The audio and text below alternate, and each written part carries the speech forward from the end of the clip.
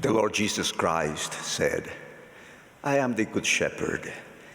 El Señor Jesucristo dijo, Yo soy el buen pastor.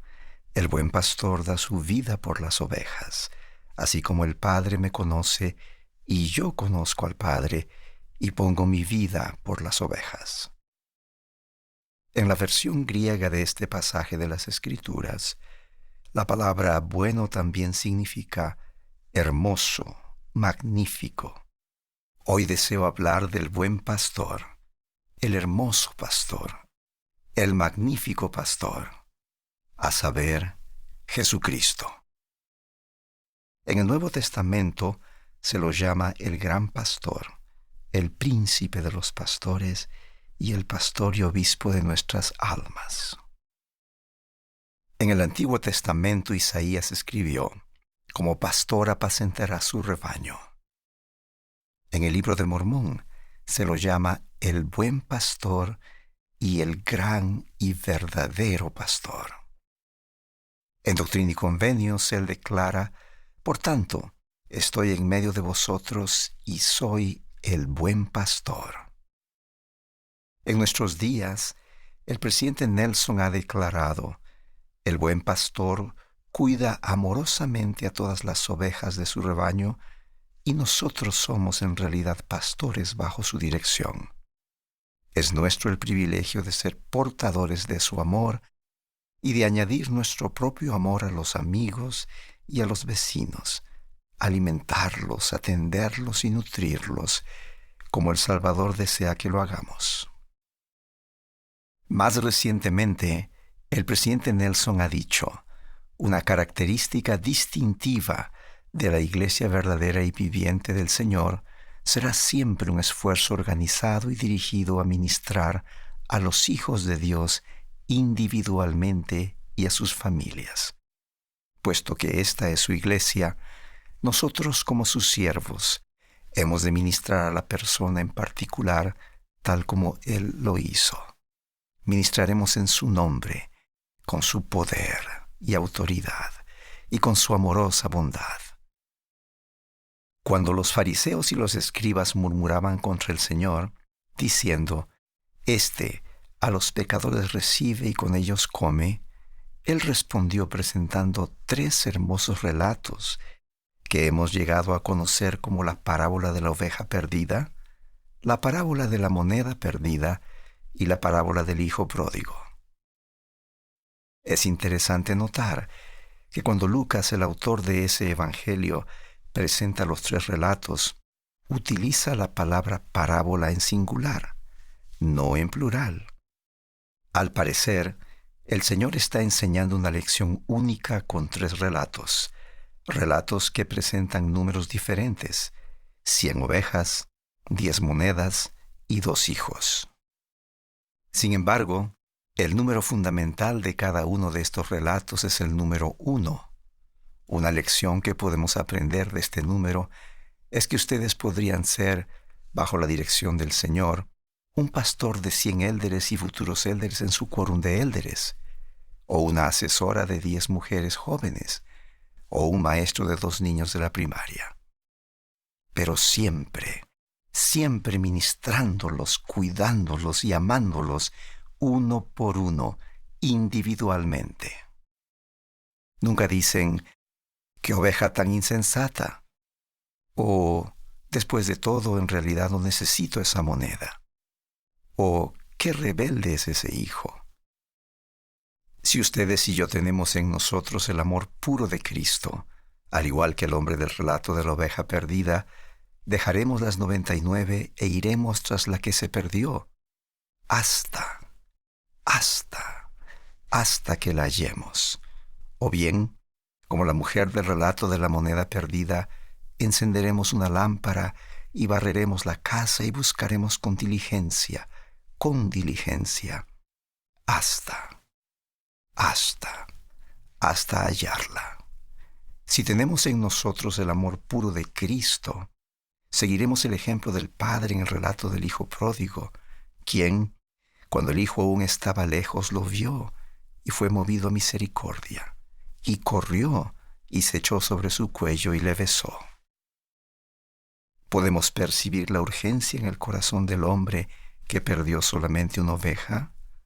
¿O la urgencia en el corazón de la mujer que perdió solamente una moneda? ¿O el amor y la compasión inefables en el corazón del padre del hijo pródigo? Mi esposa María Isabel y yo servimos en Centroamérica y residíamos en la ciudad de Guatemala. Allí tuve la oportunidad de conocer a Julia, una fiel miembro de la iglesia. Sentí la impresión de preguntarle acerca de su familia. Su madre murió de cáncer en 2011. Su padre había sido un líder fiel en la estaca, prestando servicio como obispo y como consejero del presidente de estaca durante varios años. Había sido un verdadero pastor bajo la dirección del Señor. Julia me habló de los esfuerzos incansables de su padre por visitar, ministrar y servir. Ciertamente, él se regocijaba al alimentar y cuidar a las preciadas ovejas del Señor. Él se volvió a casar y se mantuvo activo en la iglesia. Unos años después, se divorció y nuevamente tuvo que asistir solo a la iglesia. Se sentía fuera de lugar y también sentía que algunas personas lo criticaban debido a su divorcio. Y dejó de asistir a la iglesia cuando su corazón se llenó de un espíritu negativo. Julia hablaba muy bien de aquel maravilloso pastor bajo la dirección del Señor, que era un hombre trabajador, amoroso y compasivo. Recuerdo vívidamente que experimenté una sensación de urgencia mientras ella lo describía. Yo solamente deseaba hacer algo por ese hombre, un hombre que había hecho tanto por tantas personas a lo largo de todos esos años. Ella me dio el número de teléfono celular de su padre y comencé a llamarlo con la esperanza de tener la oportunidad de conocerlo en persona. Después de varias semanas y muchas llamadas telefónicas sin éxito, un día finalmente contestó al teléfono. Le dije que había conocido a Julia, su hija, y que me impresionaba la forma en que él había servido, ministrado y amado a las preciadas ovejas del Señor durante tantos años. Él no esperaba un comentario como ese. Le dije que realmente quería conversar con él frente a frente, cara a cara. Me preguntó cuál era mi intención al proponer una reunión así y le respondí: realmente quiero conocer al padre de una dama tan maravillosa. Luego, durante unos segundos hubo silencio en el teléfono, unos pocos segundos que me parecieron una eternidad. Él dijo simplemente: ¿cuándo y dónde? El día que lo conocí, lo invité a compartir conmigo algunas de sus experiencias al visitar, ministrar y servir a las preciadas ovejas del Señor. Mientras contaba algunos relatos conmovedores, me di cuenta de que el tono de su voz cambió y regresó el mismo espíritu que había sentido tantas veces como pastor bajo la dirección del Señor. Ahora, él tenía los ojos llenos de lágrimas y yo sabía que ese era el momento oportuno para mí. Pero me di cuenta de que no sabía qué decir. Oré en mi mente: Padre, ayúdame. De repente me oí decir: hermano Florián, como siervo del Señor, le pido disculpas porque no estuvimos a su lado. Perdónenos, por favor. Denos otra oportunidad de demostrarle que lo amamos, que lo necesitamos, que usted es importante para nosotros. El domingo siguiente, él regresó. Tuvo una larga conversación con su obispo y permaneció activo. Unos meses después falleció, pero había regresado. Testifico que con la ayuda de nuestro Salvador podemos amar a sus preciadas ovejas y ministrarles como Él lo haría. En el nombre del buen pastor, el hermoso pastor, el magnífico pastor, a saber, el Señor Jesucristo. Amén. Bishop and remain active. A few months later, he passed away. But he had come back. He had come back.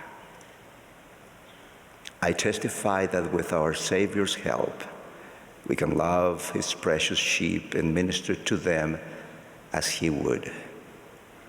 And so, there in Guatemala City, the Lord Jesus Christ brought back one more precious sheep into his fold. And he taught me a lesson on ministering that I cannot forget. In the name of the Good Shepherd, the beautiful Shepherd, the magnificent Shepherd, even the Lord Jesus Christ.